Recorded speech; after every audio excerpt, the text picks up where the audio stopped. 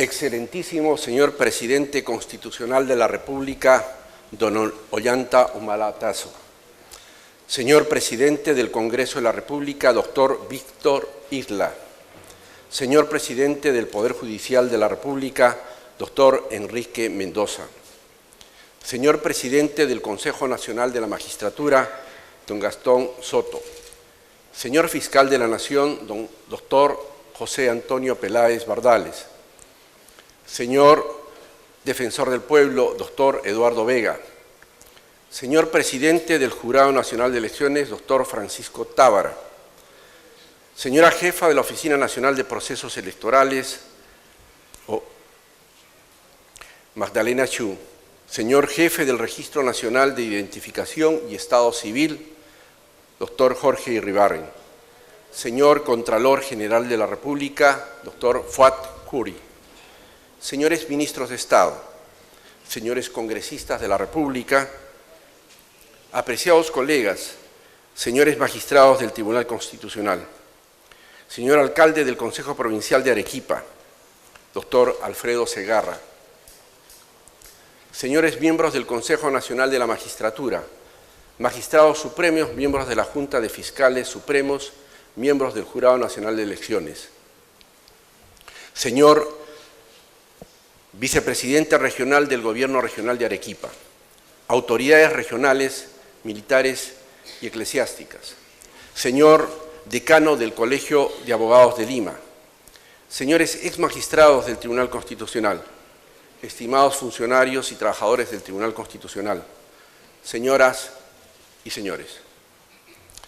Deseo iniciar estas palabras agradeciendo a mis colegas por la confianza que me han dispensado al elegirme como presidente del Tribunal Constitucional. Para los próximos 2 años, tengan la certeza que trabajaré incansablemente para cumplir adecuadamente con las funciones que desde hoy asumo. La especial misión del Tribunal Constitucional. Se ha dicho y escrito mucho sobre la delicada misión que le compete ejercer a nuestra institución en tanto supremo intérprete de la Constitución.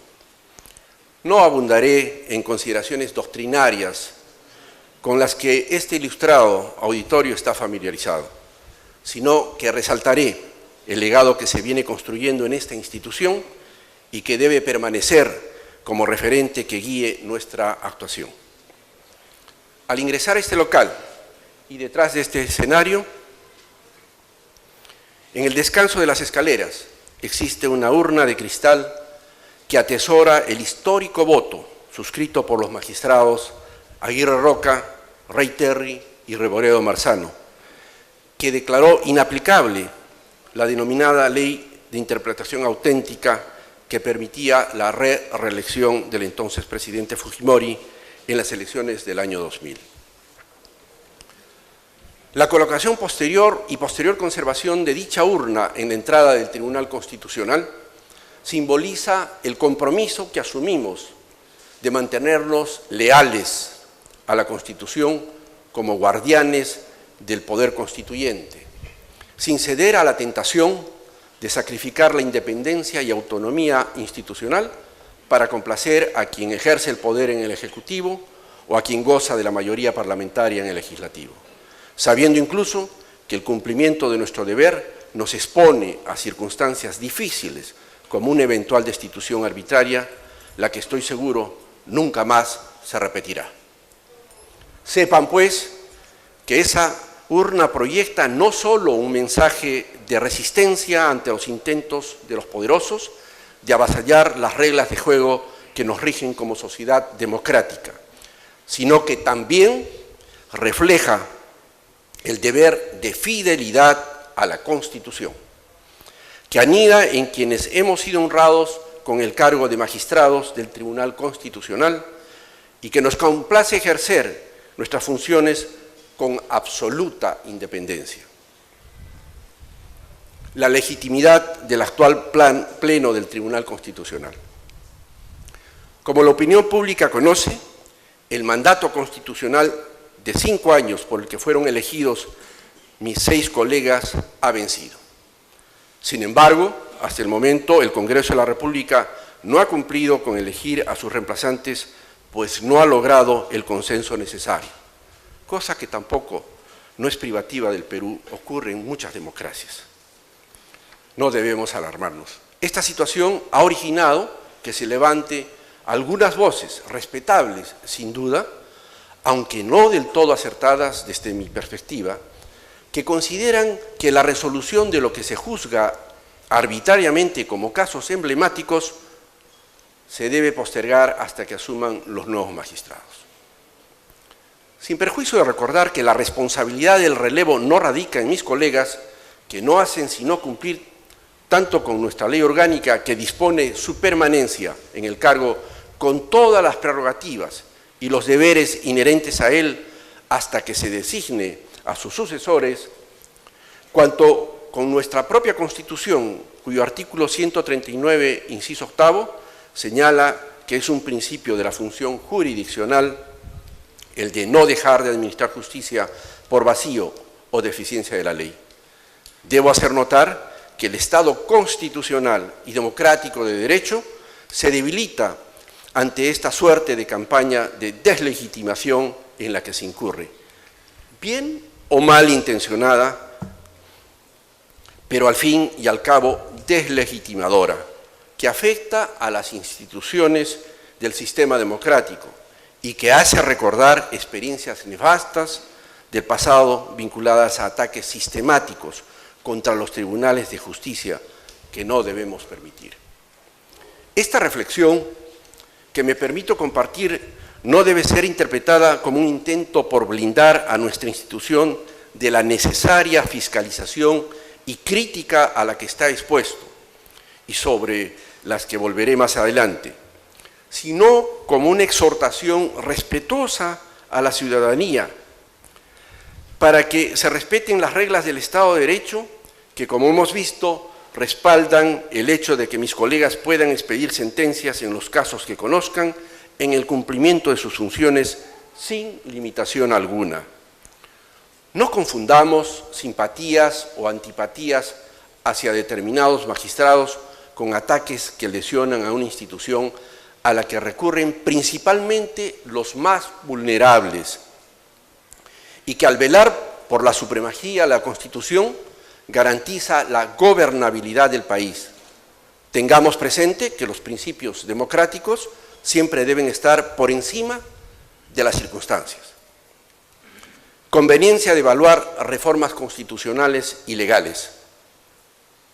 A la luz de las dificultades que encuentra el Congreso de la República para elegir a los magistrados del Tribunal Constitucional, así como al Defensor del Pueblo y a los directores del Banco Central de Reserva, situación que además es recurrente cada vez que vence el mandato constitucional de algunos de dichos altos funcionarios del Estado, considero que es indispensable reflexionar sobre el modelo previsto en la Constitución, proponiendo a debate diversos tópicos, los que trataré sucintamente y que pueden implicar reformas constitucionales. Uno de ellos es el referido a la duración del mandato de los señores magistrados. Actualmente es de 5 años. Si a ello le agregamos que no se admite la reelección en el cargo, a diferencia de lo que ocurre con el Defensor del Pueblo, estamos ante un plazo que resulta particularmente breve si lo comparamos con otras legislaciones como la alemana, que prevé un mandato de 12 años, la española y la chilena, que consideran ambas una duración en el cargo de 9 años, o la colombiana, que estipula un mandato de 8 años. Recordemos que la Constitución del 79 establecía un mandato de 7 años para los magistrados del Tribunal de Garantías Constitucionales. Por otro lado, este plazo breve que nuestra Constitución contempla exige al Congreso con inusitada frecuencia a forjar consensos para la elección de magistrados, además de afectar la estabilidad de una línea jurisprudencial que es garantía de seguridad jurídica en toda democracia. Una alternativa que el constituyente podría evaluar es alargar el mandato a 7 años, como sucede con el cargo de Contralor General de la República, atendiendo al rol del Tribunal Constitucional de erigirse en una institución que controla al poder derivado de las urnas. Aunque resulta obvio decirlo, me apuro en aclarar que esta propuesta no sería aplicable a los actuales magistrados. Soy de la opinión que esta reforma debe estar acompañada por otra que permita la ampliación del número de magistrados de 7 a 9, con lo cual se reduciría la cuota de poder que hoy nos asiste, la renovación por tercios y la posibilidad de la reelección como estaba previsto en la Constitución de 1979. En esta misma línea de pensamiento cabe detectar un nuevo argumento en favor del retorno del bicameralismo en la Carta Magna. Me explico. Con el funcionamiento de la actual Cámara Única, queda demostrado que la atención de los grandes temas nacionales, como la elección de los altos funcionarios, se subordina a la atención del día a día. En mi condición de exdiputado de la Nación y primer secretario de la última Cámara de Diputados que tuvo nuestro país, que presidió el ilustre arequipeño y constitucionalista Roberto Ramírez del Villar, puedo dar fe del peso que tiene la coyuntura en una Cámara eminentemente política como el actual Congreso. Sería conveniente contar con una Cámara adicional que esté liberada de la cotidianidad, como el Senado, y que se aboque en otros temas a este. Considero igualmente necesario que se revise la forma como se propone ante el Congreso de la República a los candidatos para magistrados del Tribunal Constitucional, a fin de preservar su necesaria independencia política. Podría emplearse lo que me he permitido llamar como el modelo arequipeño, esto es, que los candidatos provengan de propuestas institucionales y no de partidos políticos, pues estos serán los que a través de sus representantes ante el Congreso procederán a elegirlos.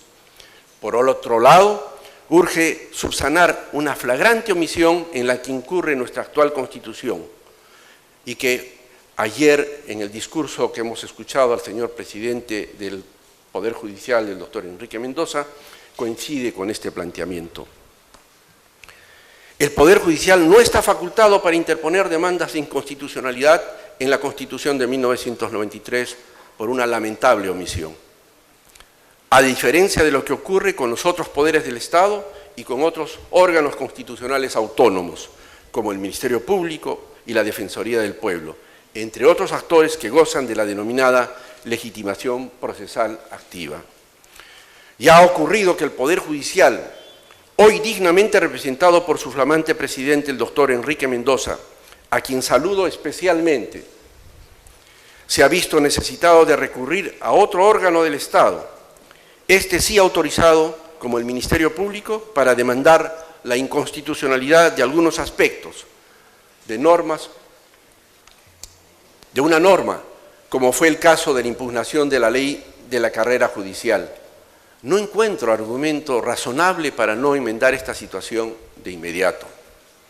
Finalmente, debemos pensar seriamente en cómo lograr recuperar en los hechos el carácter de urgencia que tienen los procesos de amparo. Por hoy, en que estos procesos son revisados por dos instancias a nivel del Poder Judicial y en caso se expida una resolución denegatoria, también por el Tribunal Constitucional, los amparos demoran en total un promedio de 1 año y 7 meses, duración que no se condice con la naturaleza de este mecanismo llamado a enderezar una alegada arbitrariedad en detrimento del ejercicio de derechos fundamentales y que por ende exige celeridad en su resolución. Es hora de estudiar los mecanismos más idóneos para acortar el tiempo que consume un proceso de amparo. Ayer, igualmente, escuché al señor presidente del Poder Judicial, Enrique Mendoza, hacer la propuesta para estudiar este caso, teniendo en cuenta que el Tribunal Constitucional necesariamente tendrá que revisar en agravio constitucional, recortando las instancias que se producen en el Poder Judicial. La sede del Tribunal Constitucional. Nuestra ley orgánica establece que la sede del Tribunal Constitucional está ubicada en Arequipa y una sentencia recaída en un proceso de inconstitucionalidad así lo corrobora. Sin embargo, la citada ley orgánica prevé que se pueda contar con sedes en otras regiones del país en atención al volumen de causas ingresadas. En una política institucional que me comprometo a preservar y ciertamente a optimizar, la sede de Arequipa se seguirá constituyendo en el escenario exclusivo de las audiencias públicas en que se discuten los procesos de inconstitucionalidad y los conflictos competenciales, los procesos orgánicos más importantes desde el punto de vista constitucional, además de los procesos de amparo, habeas corpus, habeas data y acciones de cumplimiento que provienen de la macrorregión sur. Como quiera que en los procesos de inconstitucionalidad y competenciales que son conocidos en instancia única por el Tribunal Constitucional, solo puede ser demandada a alguna entidad estatal, no trasladamos ninguna carga económica a particular alguno, que en caso contrario tendría que desplazarse a dicha ciudad. Asimismo, al fijar en Arequipa el centro de los principales debates constitucionales que se dan en el país, contribuimos con reforzar el sentimiento constitucional que desde siempre ha distinguido a dicha ciudad, a la que deseo rendir mi eterno agradecimiento por haberme formado y permitido conocer, interactuar e incluso trabajar con personalidades de ejemplar comportamiento como Roberto Ramírez del Villar, Jaime Rey de Castro, Mario Polar Huarteche, Humberto Núñez Borja, Javier de Belaúnde, entre tantos otros que se constituyeron en auténticos patricios de la República, a la que le ofrecieron lo mejor de sí mismos, conjugando con su amor infinito por la tierra que los vio nacer, premunidos de una lealtad inquebrantable hacia la constitucionalidad y la libertad. Tenemos la ilusión de que los alumnos de las facultades de Derecho de las universidades arequipeñas asistan a las audiencias públicas de los procesos de inconstitucionalidad y se nutran de interesantes discusiones que allí tendrán lugar. Tenemos la expectativa de que los abogados de Arequipa incidan en su ejercicio en materia constitucional, alentados por las causas que allí se ventilen, y tenemos la seguridad de que la opinión pública arequipeña reforzará su adhesión a los principios y valores cívicos que los ha caracterizado en la historia republicana.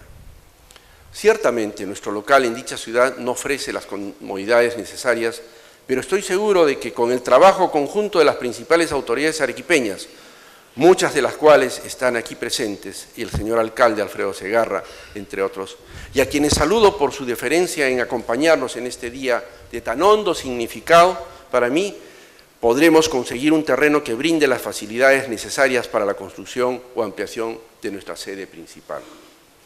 El propósito que nos anima es acercar el servicio público de justicia a todos los peruanos, y es por ello que haremos las tratativas necesarias para que los procesos constitucionales de la libertad que provengan del norte del país puedan ser conocidos allá, tal como hacemos con el sur. Una realidad incontestable es que la inmensa mayoría de causas que conocemos provienen de Lima, lo que nos obliga a mantener y a mejorar la infraestructura existente. Desde siempre he creído conveniente que la justicia debe acercarse al ciudadano y bregaré en ese sentido. Deseo detenerme un momento para formular algunas reflexiones en torno a los derechos fundamentales de las personas. Reiteradamente se sostiene que el actual Estado constitucional es un Estado esencialmente de derechos. La dogmática y la jurisprudencia constitucional prestan especial atención a ese conjunto de derechos. Basta ver la profusa bibliografía, sobre todo comparada, sobre los mismos para darnos cuenta que estamos precisamente en la época o el tiempo de los derechos.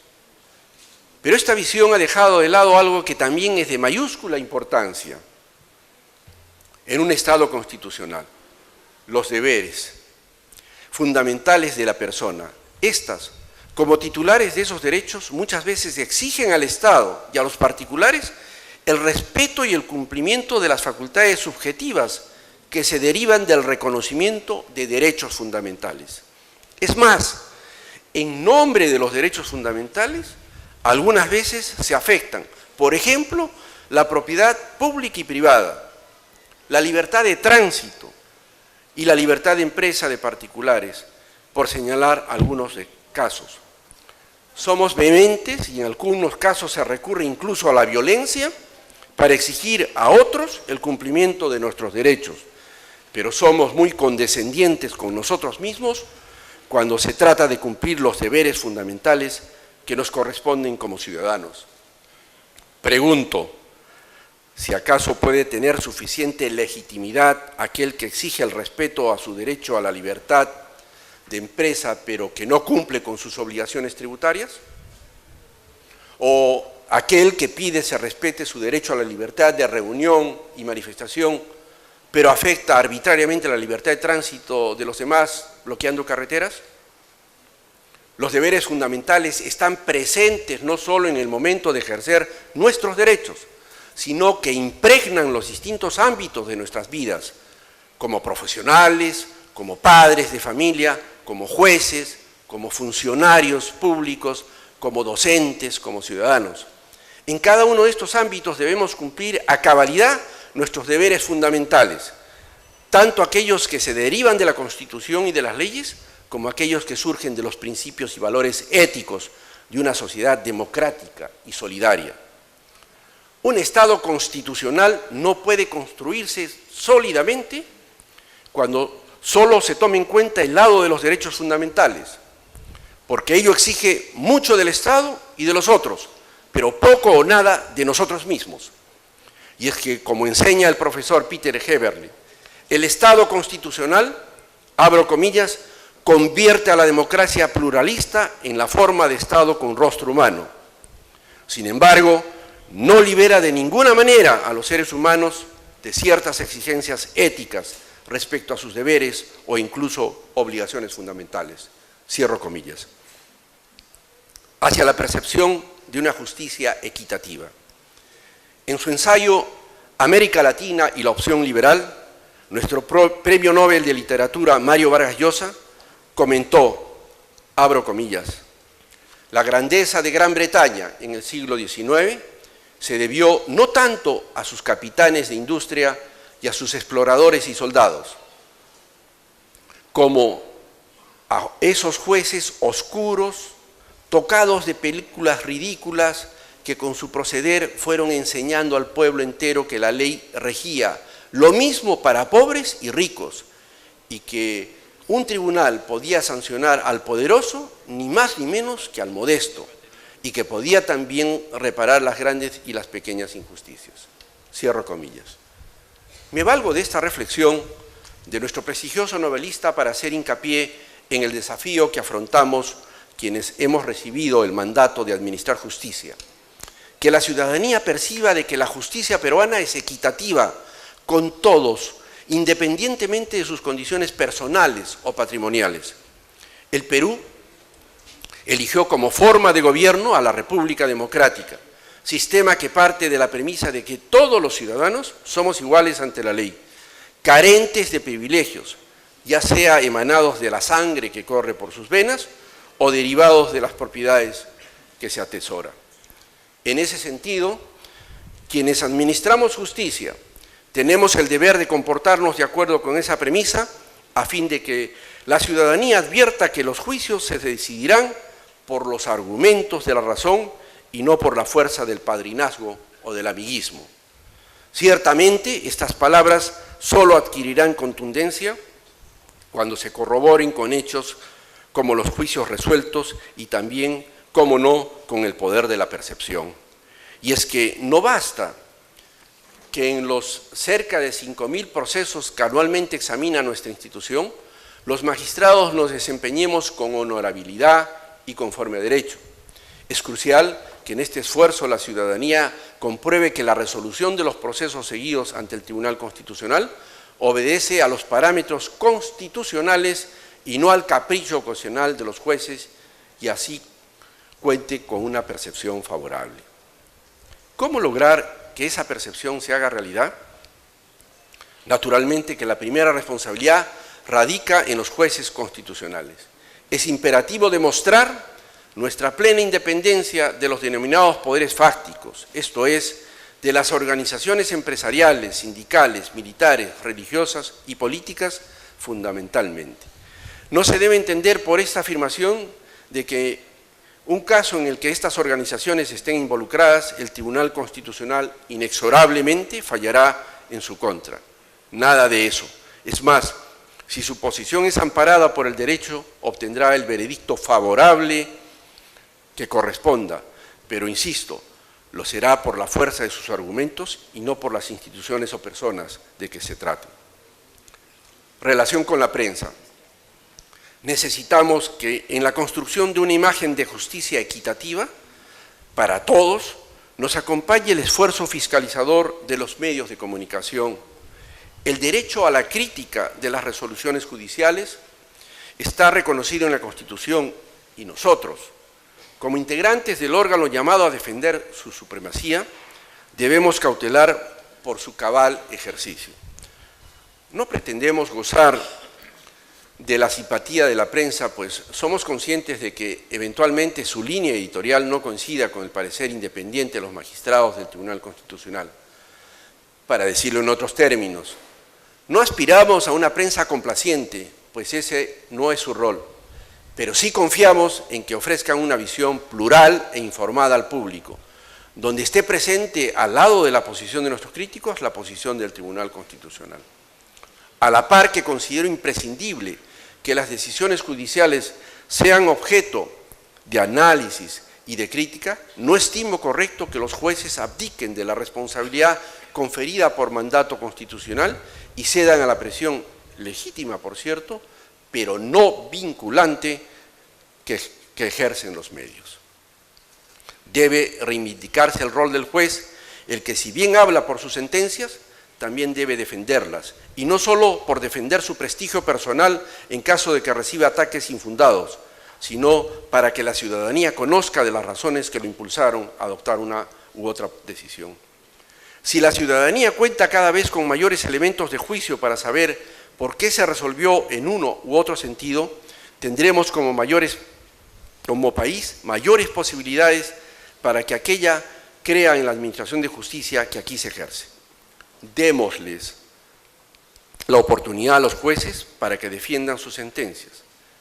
Tengo la convicción de que la democracia se fortalecería notablemente con su participación. De lo contrario, continuaremos asistiendo a una escena en la cual los actores principales seguirán ausentes de una obra en la cual tienen un rol protagónico. Consolidación de la jurisprudencia del Tribunal Constitucional.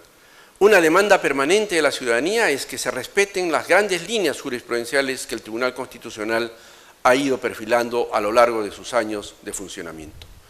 Es un clamor por seguridad jurídica que compartimos, pues es una garantía conocer de antemano cuál es la posición del supremo intérprete de la Constitución. Sin embargo, la dinámica de los hechos motivará que nos confrontemos con situaciones inéditas que exigirán nuestro pronunciamiento. Sobre el particular, deseo reiterar la política institucional seguida por mis colegas. No pretendemos actuar como constituyentes, pues no lo somos. Somos intérpretes de la Constitución, pero tampoco toleraremos que algún ámbito se considere exento de control constitucional, pues todos estamos sometidos a seguir los designios emanados del pacto social que está contenido en la Constitución. Relación con los otros poderes del Estado. El ejercicio independiente de nuestra función podrá implicar, en algún caso concreto, el rechazo de otros poderes del Estado que pueden considerar lesionados sus intereses. En un régimen de separación de poderes en el que el poder está dividido en varias manos y no concentrado en una sola, a fin de que se respeten plenamente los derechos fundamentales de las personas que de otro modo no tendrían a qué poder acudir ante un atropello del que sean víctimas, es altamente probable que ocurran roces entre los poderes del Estado. Más bien, sería llamativo, cuando no sospechoso, que no se produzcan tensiones entre aquellos. Una lectura de esa situación es que se estaría protegiendo al conservador statu quo en desmedro de los derechos que le asisten a un determinado ciudadano. Otra lectura es que en los hechos no habría un adecuado equilibrio horizontal del poder en la medida en que la posición de uno de ellos ostentaría una inconstitucional prevalencia por encima de los otros. Por ello, no debería causar zozobra el hecho de que existan conflictos entre poderes. Considero, por el contrario, que son saludables para un régimen democrático, al que debe ser ajena toda práctica de complacencia entre poderes, que es más propia de regímenes autócratas o francamente despóticos. Aceptando entonces como algo natural los roces entre poderes y aprovechando la generosa presencia de los titulares de ellos en esta ceremonia, me permito invitarlos a adoptar una metodología común en caso se produzcan desavenencias entre las instituciones que representamos sin perjuicio de la independencia de sus fueros. La idea es que ante algún pronunciamiento que se considere perjudicial para sus intereses, apostemos por el diálogo personal como primera instancia y nos esforcemos por dejar esa práctica de hablar a través de la prensa. Y no porque de por sí la considere como nociva, sino porque pienso que la democracia se fortalecerá cuando sus autoridades prioricen el contacto personal y solo en caso de comprobar que subsisten sus diferencias, proceder a encauzarlas por los mecanismos correspondientes.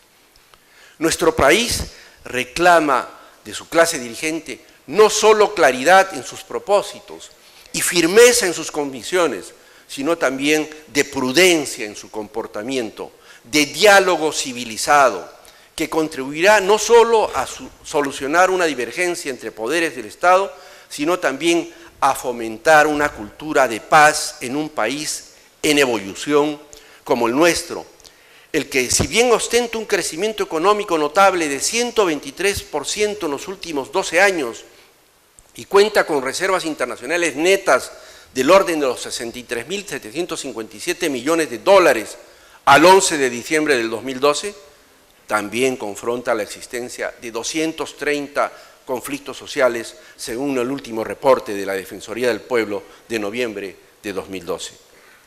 El imperio de las buenas formas en la clase dirigente del país transmitirá un poderoso mensaje a la ciudadanía de que las diferencias se pueden solucionar acudiendo al trato directo o a los canales previamente establecidos que ofrece el ordenamiento jurídico. La importancia de las buenas formas. Desde este organismo que vela por la supremacía de la Constitución para la plena vigencia de los derechos fundamentales de las personas, deseo reivindicar la importancia que reviste para la construcción de un espíritu de civismo en nuestro país, el hecho de conducirse con una actitud de respeto hacia nuestros semejantes, especialmente si se ostenta un cargo de responsabilidad pública. Las autoridades nunca debemos perder de vista que antes que autoridades somos servidores públicos y que antes que servidores públicos seguimos siendo ciudadanos. Nada justifica que alguien pueda considerarse exonerado de esta guía de conducta, ni la premura que gobiernan en estos tiempos en los que la consecución de metas parecieran erigirse como un objetivo de una entidad tal que pudiera postergar el adecuado relacionamiento con los demás, ni un supuesto estereotipo que equipara al trato respetuoso con el semejante con un síntoma de debilidad.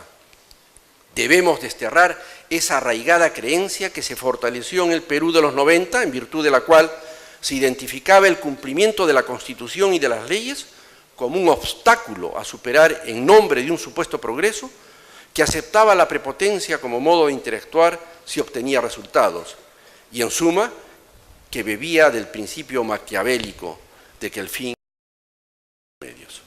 Desde esta Casa de la Juridicidad llamamos a abandonar esas prácticas cínicas que relativizan la importancia de observar un trato respetuoso con el prójimo, para destacar su relevancia, siguiendo el paradigma kantiano en función del cual la persona vale por lo que es y por ello merece respeto.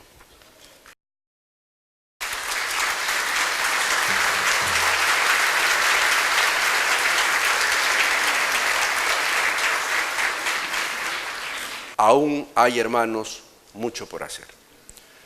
Una poderosa señal que hemos recibido de cómo debemos hacer las cosas, especialmente en la administración pública, nos las ha brindado la reciente y notable performance del equipo jurídico que defendió nuestros intereses en la controversia suscitada con Chile, referida a la delimitación marítima entre ambos países y que viene tramitándose ante la Corte Internacional de Justicia ubicada en La Haya.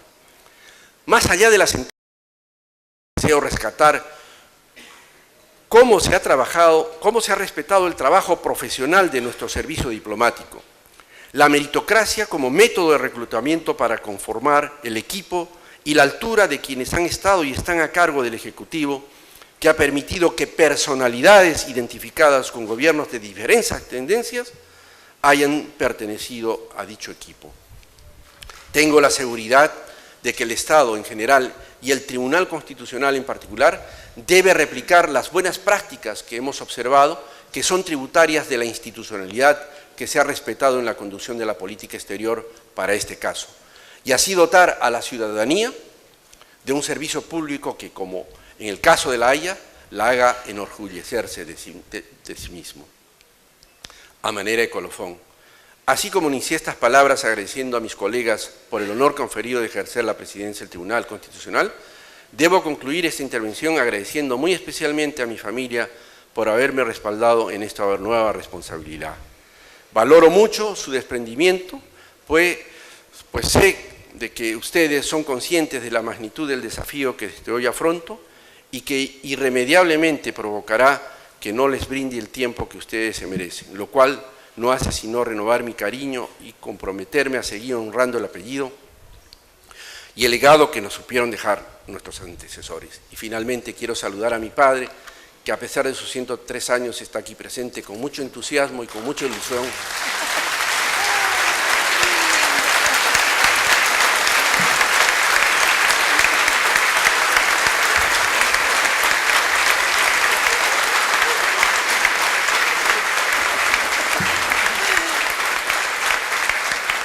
Muchas gracias.